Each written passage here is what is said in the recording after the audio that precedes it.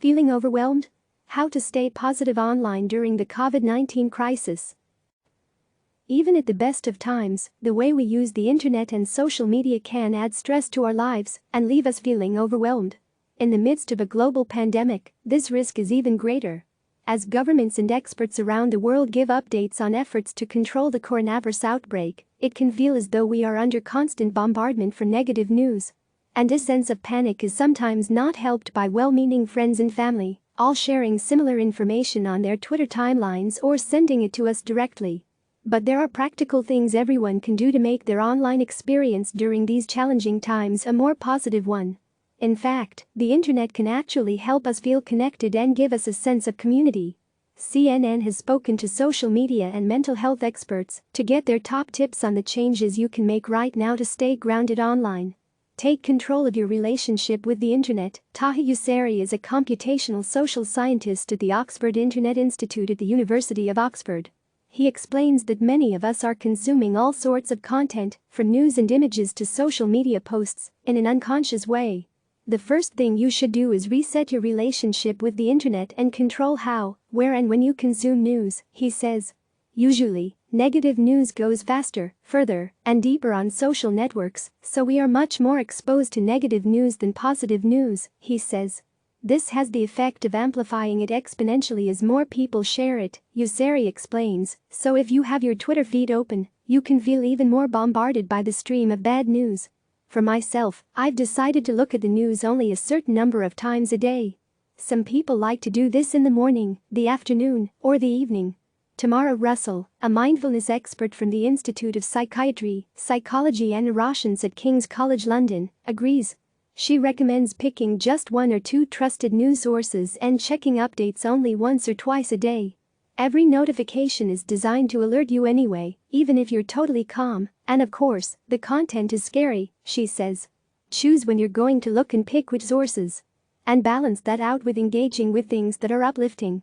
Make the mute button your friend. With so many people now stuck at home with their computers, avoiding the news while staying connected to loved ones online may sound impossible.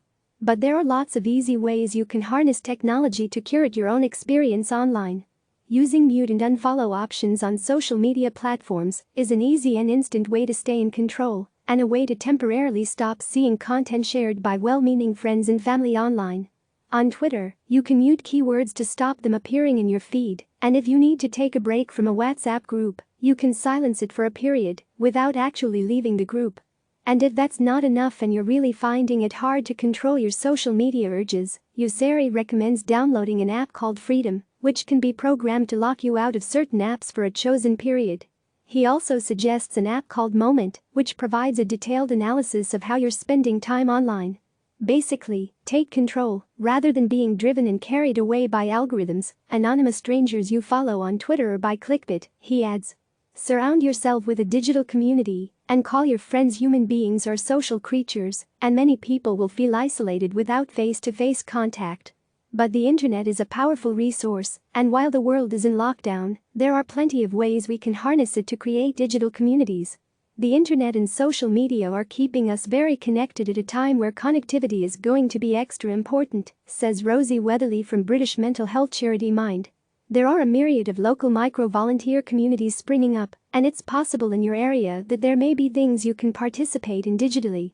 However, if checking in on a group adds to your sense of concern, take a break and avoid mindless scrolling through feeds that increase your anxiety, she suggests. Another powerful way to keep the sense of isolation at bay is to connect on the phone and over video chat with loved ones, using platforms such as Skype and FaceTime. Yasser says that, where possible, a video call is always the best option. About 80% of our communication is coded through facial expression. If you crack a joke, you'll see my face reacting before I laugh, which is a positive reinforcement, he says. Seek out information that will uplift, entertain or educate you. The internet is a boundless resource, and if you have membership, you can access thousands of movies and series via services like Netflix and Amazon Prime Video. But you might want to avoid drama that's going to make you sad. There is enough negative news and enough drama in the real world at the moment, so when we entertain ourselves, we should focus on more positive forms of entertainment, Yousari says. There is also a wealth of resources online that can connect us to the outside world, even when we're stuck indoors. For example, you can watch space live via the website of the Royal Observatory Greenwich in London during major astronomical events.